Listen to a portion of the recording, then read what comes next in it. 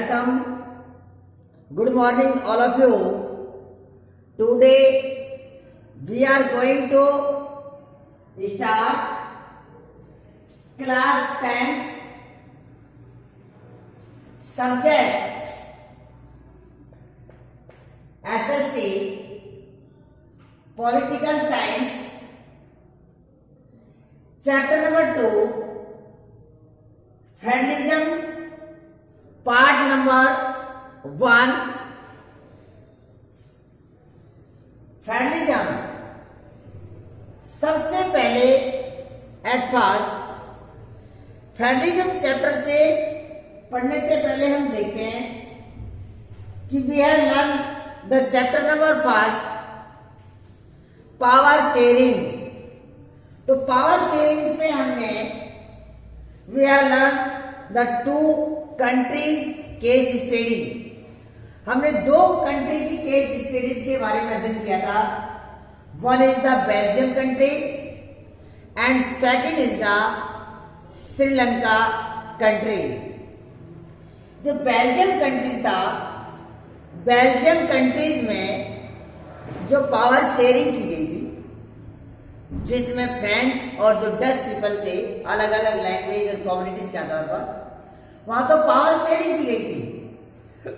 लेकिन जो श्रीलंका जो कंट्री था, श्रीलंका कंट्री में जो सिन्हाला और जो तमिल लैंग्वेज की जो कम्युनिटीज के जो लोग थे, वहां पावर शेयरिंग नहीं की गई थी, जिसको हम फेडरल कंट्री नहीं कह सकते।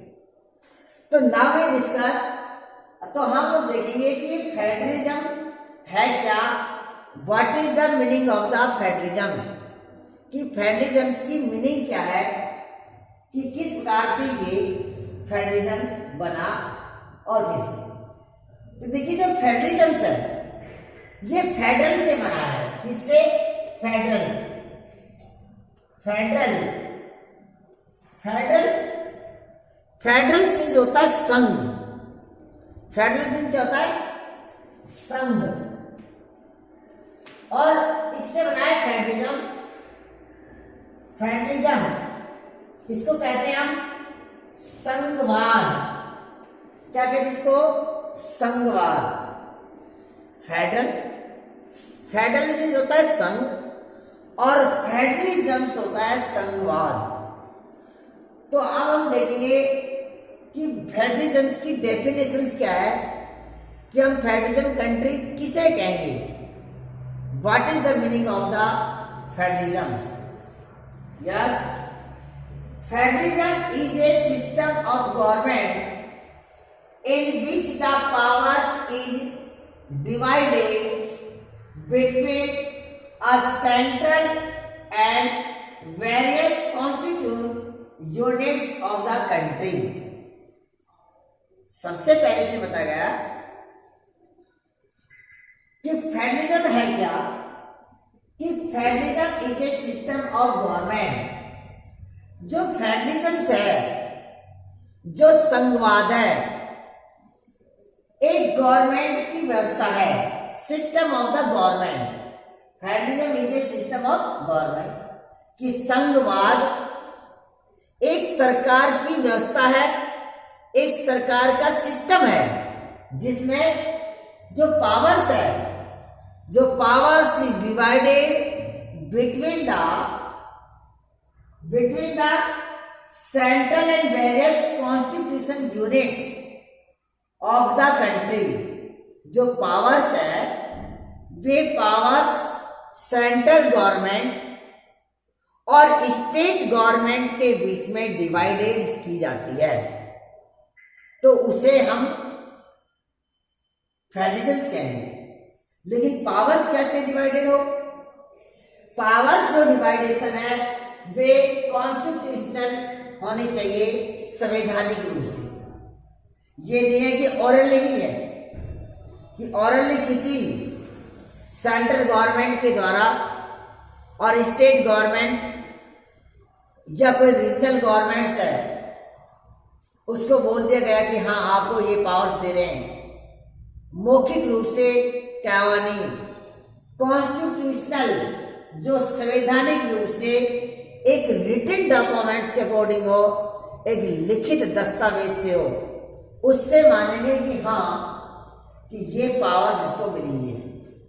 जैसे अगर बेल्जियम का एक एग्जांपल देते हैं तो बेल्जियम कंट्रीज के अंदर 1993 से पहले जो पावर्स थी, जो सेंट्रल गवर्नमेंट्स के द्वारा जो स्टेट गवर्नमेंट को दी गई थी, लेकिन वे पावर्स एक ऑरली पावर्स थी, मौखिक रूप से गई थी। लेकिन आफ्टर द 1993, लेकिन 1993 के बाद में वे कॉन्स्टिट्यूशनल जो रिटन डॉक्यूमेंट्स के अंदर उसको पावर्स दे दी गई, लिखित दस्तावेज के अंदर पावर दे दी गई।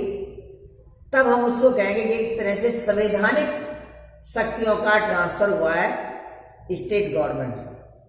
तो क्या हुआ फेडरलिज्म की, फेडरलिज्म संघवाद सरकार का एक ऐसा रूप होता है, ऐसा सिस्टम होता है, ऐसी व्यवस्था होती है जहाँ केंद्र सरकार और राज्य सरकार या उसकी जो यूनिट्स हैं, उस यूनिट्स में जो पावर्स है वे संवैधानिक रूप से बटी हुई हो, तो हम उसे फेडरलिज्म कहेंगे, हम उसे क्या कहेंगे, संघवाद कहेंगे। जैसे बेल्जियम है और देखते हैं हमारा जो भारत देश है, और country is the good example of the federalism government.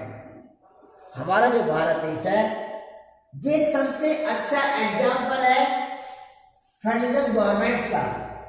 इसी प्रकार से जो श्रीलंका था, जो श्रीलंका के अंदर ऐसा नहीं था, लेकिन श्रीलंका के अंदर जो पावर्स थी वे केवल एक कम्युनिटीज के अंदर थी, सिन्हालाज के लिए, जो उसको हम कह सकते हैं यूनिटरी सिस्टम या यूनिटरी गवर्नमेंट कह सकते हैं।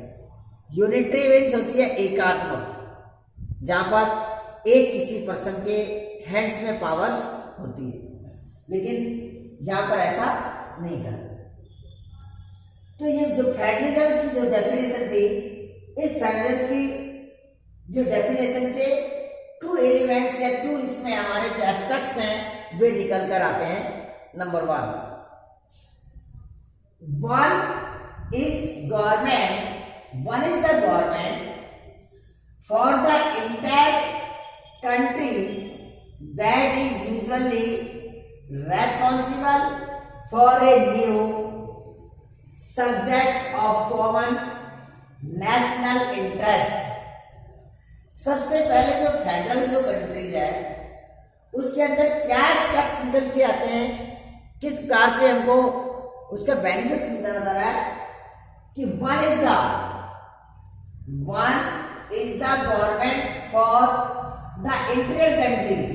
जो कंट्री का जो इंटीरियर पार्ट्स है या होल कंट्रीज के लिए, दैट इज यूजुअली रेस्पॉन्सिबल कि जो भी उस कंट्री के अंदर जो सब्जेक्ट्स के ऊपर जो रूल रेगुलेशन बनाए जाते हैं, लॉज बनाए जाते हैं, वे जो कंट्री है वे रेस्पॉन्सिबल है for new subject of the common nation interest.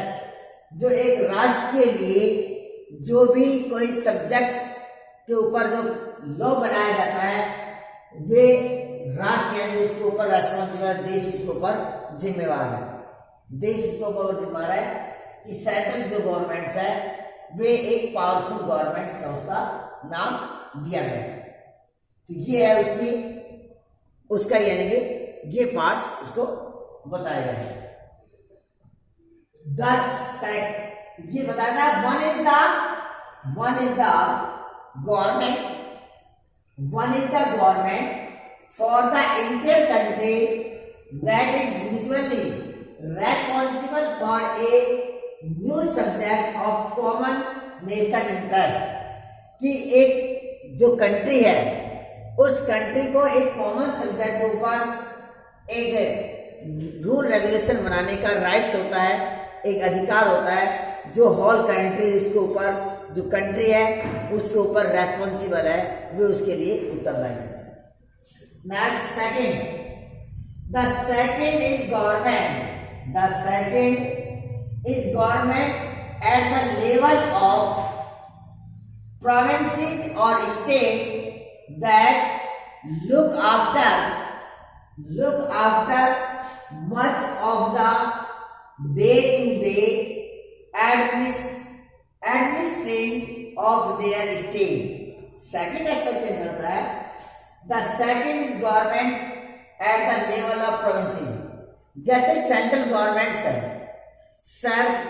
Central governments के अंडर में अपने प्रोविंसेस, जिसको हम रीजनल गवर्नमेंट्स भी कह सकते हैं, क्षेत्रीय जो कहते हैं, प्रांत सरकार कहते हैं, जो स्टेट गवर्नमेंट कहते हैं, प्रोविंस और स्टेट दैट लुक आफ्टर, कि प्रत्येक स्टेट को भी, एवरी जो स्टेट्स है, रीजन या प्रोविंसेस है, उसको भी अपनी देखभाल करने का एक रेस्पॉन्सिबल होता है। तो क्या है, state that look after much of the day to day administration, अपने दिन प्रतिदिन की जो प्रशासनिक गतिविधियां हैं उसकी देखरेख करना, उसका सेफ गार्ड करना, अपने रूल रेगुलेशन बनाना। यानी कह सकते हैं कि वे अपने आप में जो स्टेट है वे अपने आप में भी एक तरह से स्वतंत्र स्टेट होगा, एक अच्छे से उसको अपना रूलिंग कर सकेगा। तो ये उसके एस्पेक्ट्स निकल जाते हैं। इन दिस सेंस ये जो फेडरलिज्म जो सिस्टम्स है, इसको पढ़ने के बाद में, इसको अंडरस्टैंड करने के बाद में अब हमको देखना था कि इसमें क्या उसको निकल कर आता है कि क्या है ये फेडरलिज्म और यूनिटरी गवर्नमेंट का जो व्यवस्था है। तो in this sense federation are the contrasted with unitary government under the unitary system. In this sense, federation are the contrast, जो फेडरेशन गवर्नमेंट और जो यूनिटरी गवर्नमेंट है, federal government and the unitary government is the opposites. यानी federal government का बिल्कुल जो opposites है वे unitary government है, क्योंकि यूनिटरी गवर्नमेंट्स को हम हिंदी में कहते हैं एकात्मक सरकार। एकात्मक सरकार। यूनिटरी गवर्नमेंट्स में जो सभी पावर्स है वे सेंट्रलाइज होती हैं, शक्ति का यानी केंद्रीकरण होता है। जबकि फेडरल गवर्नमेंट्स है, फेडरल गवर्नमेंट जो पावर्स है वे डिवाइडेड होती है, पावर्स बटी हुई होती है। इसलिए जो सेंट्रल जो यूनिटरी गवर्नमेंट्स है वे उसको जो सेंट्रल गवर्नमेंट्स होती है या उसको कह सकते हैं जनरल गवर्नमेंट्स होती है, वे स्टेट गवर्नमेंट को ऑरली कह सकती है, पावर्स को डिवाइड कर सकती है, लेकिन जब चाहे उसको विड्रॉल कर सकती है, उसको पावर को वापस उसको ले सकती है। लेकिन फेडरल गवर्नमेंट में ऐसा नहीं होता है। इसलिए federal government is the opposite of the unitary governments of their principles. उन दोनों को जो सिद्धांत है, फेडरल गवर्नमेंट और यूनिटरी गवर्नमेंट के जो सिद्धांत है वे बिल्कुल डिफरेंट है। तो in sense the federations are contrast with the unitary government under the unitary system. जो एकात्मक जो शासन व्यवस्था है, जो यूनिटरी सिस्टम है, वे फेडरल सिस्टम से बिल्कुल भिन्न है। either there is only one level of government or the sub units are subordinate to the central government। अब इसमें बता रहा है कि जो आपकी जो यूनिटरी गवर्नमेंट्स होती है, जिसको हम एकात्मक सरकार होते हैं, एकात्मक सरकार कहते हैं यूनिटरी गवर्नमेंट्स को, उस यूनिटरी गवर्नमेंट्स की एक क्या उसको हम कह सकते हैं मेजर कैरेक्टरिस्टिक्स है इसकी, क्या उसकी फीचर्स है। तो यूनिटरी जो गवर्नमेंट्स है, there is the only one level, उसके अंदर केवल वन लेवल होता है, एक लेवल होता है, ओनली वन लेवल होता है, उसमें कोई दूसरा उसका लेवल या टैक्स नहीं होता। वन लेवल ऑफ गवर्नमेंट और द सब यूनिट, और उस सेंट्रल गवर्नमेंट के नीचे जितने भी सब यूनिट्स हैं, सब यूनिट्स और the subordinate to the central government, जितने भी रीजनल या हम उसको कह सकते हैं प्रोविजंस, प्रोविंसेस और सबऑर्डिनेट्स हैं, वे सेंट्रल गवर्नमेंट्स के अधीन होंगे, सेंट्रल गवर्नमेंट्स के अधीन होंगे। जैसे श्रीलंका के अंदर जो एक गवर्नमेंट थी, सिनाला गवर्नमेंट की जो थी, और जो जितने भी स्टेट थे वे वहाँ पर मेजोरिटी जो थी सिनाला गवर्नमेंट थी, उसको ऊपर रूल रेवोल्यूशन फॉलो कर रही थी। लेकिन बाकी का हम उसको नहीं कह सकते। लेकिन अगर बेल्जियम का एग्जाम्पल लेते हैं तो बेल्जियम में ऐसा नहीं था। तो कह रहा है कि either there is the only one level, कि जो यूनिटरी गवर्नमेंट्स में केवल गवर्नमेंट्स का वन लेवल होता है, एक सिंगल एक ही लेवल होता है, और जो भी सब यूनिट्स हैं और subordinate to the central government, जो सब यूनिट है वे केंद्र सरकार के अधीन होती हैं, जो सब यूनिट्स हैं वे सेंट्रल गवर्नमेंट के अधीन होती हैं। ये ऐसा काम होता है। The central government can pass on order to the provincial, the local government, the central government।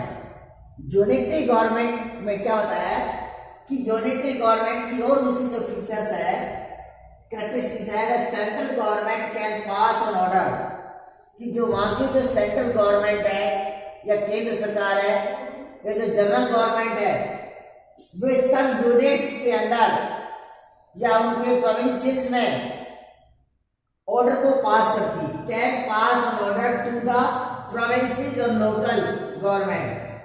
जो भी प्रोविंशियल गवर्नमेंट और जो लोकल गवर्नमेंट्स हैं, उन लोकल गवर्नमेंट्स के लिए ऑर्डर पास करती है कि आपको इस प्रकार से कार्य करना है। जैसे कोई एजुकेशन, फॉर एग्जाम्पल एजुकेशन का कोई रूल रेगुलेशन निकाल दिया कि आपको एजुकेशन में ये रूल रेगुलेशन है, आप इतनी फीस लोगे या इस प्रकार से एजुकेशन का मेथड ही होगा, तो हॉल कंट्री को उसको उसका यानी कि इम्प्लीमेशन करना होगा, उसको लागू करना होगा, उसको फॉलो करना होगा।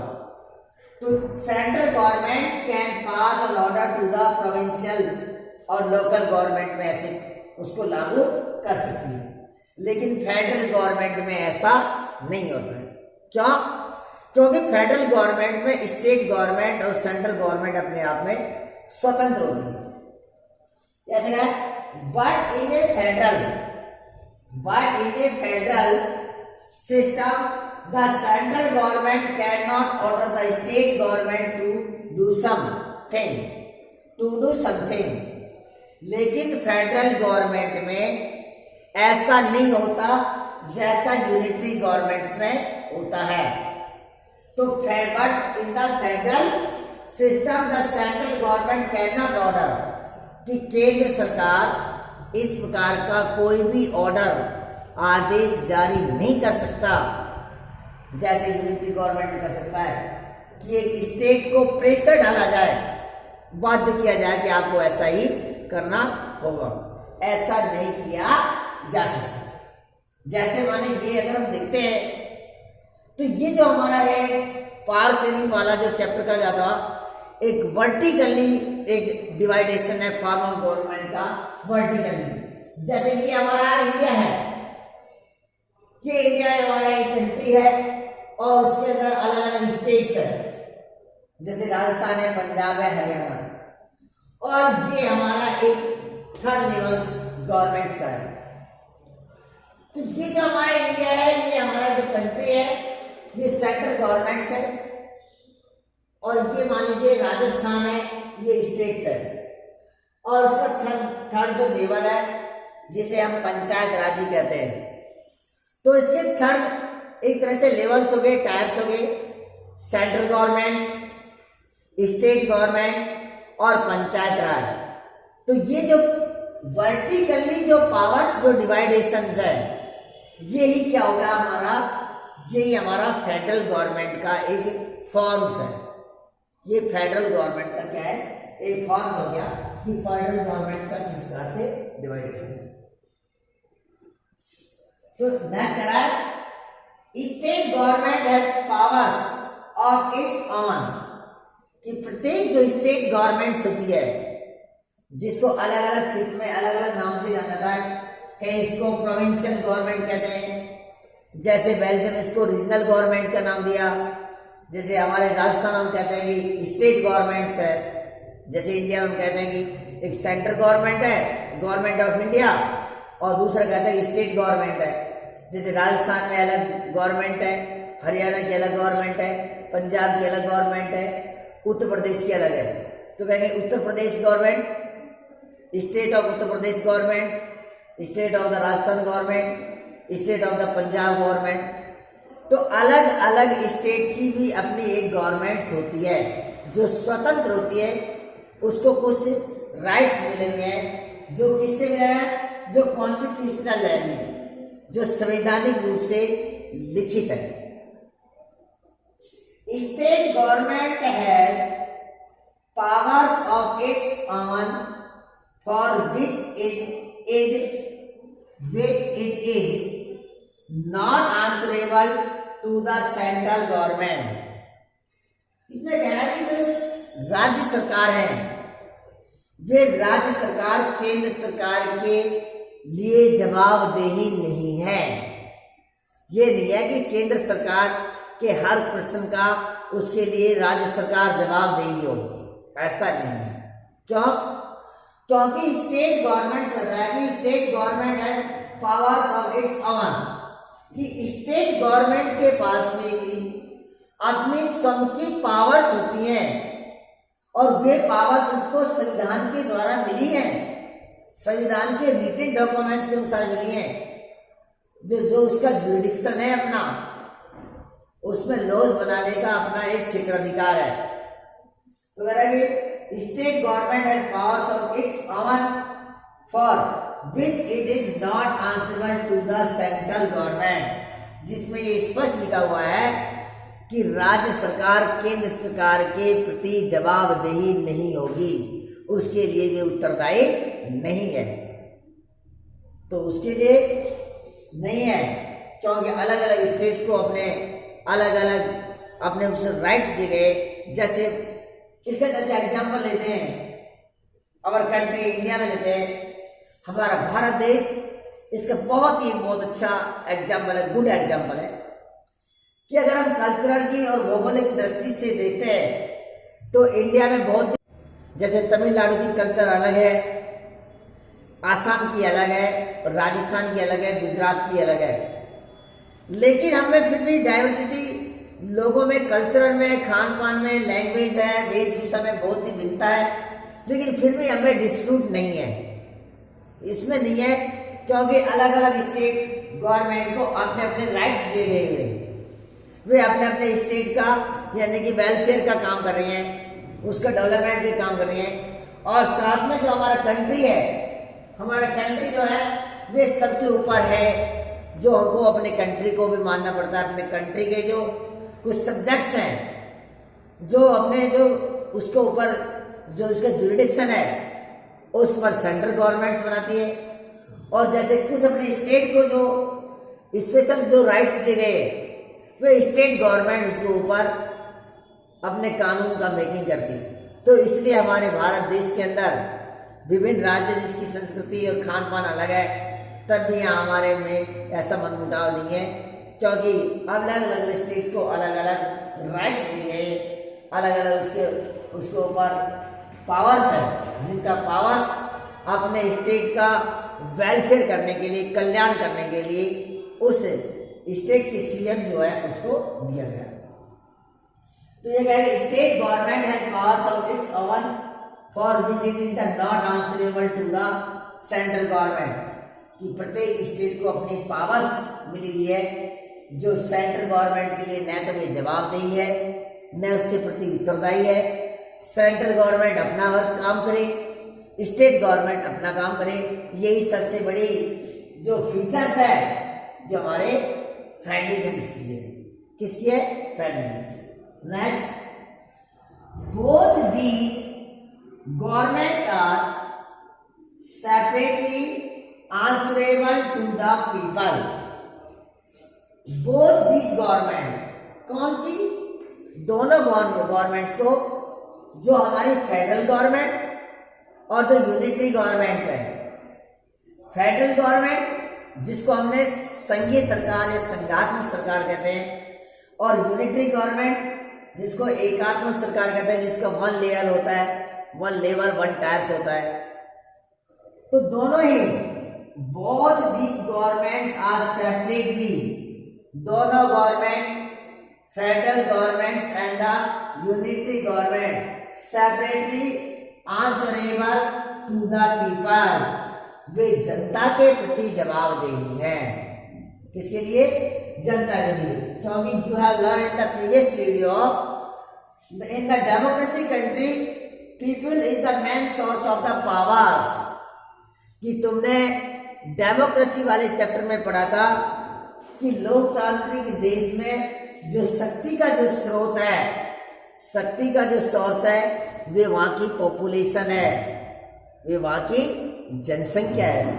तो इसलिए इसे बताया गया कि बोथ दीज गवर्नमेंट, कि जो यूनिटरी गवर्नमेंट और जो फेडरल गवर्नमेंट्स है, वे दोनों सेपरेटली यानी अलग अलग रूप से आंसरेबल टू द पीपल, वे जनता के प्रति जवाबदेही है, जनता उससे जवाब नहीं ले सकती है। ये इसमें इंपॉर्टेंट है। तो आज के टॉपिक्स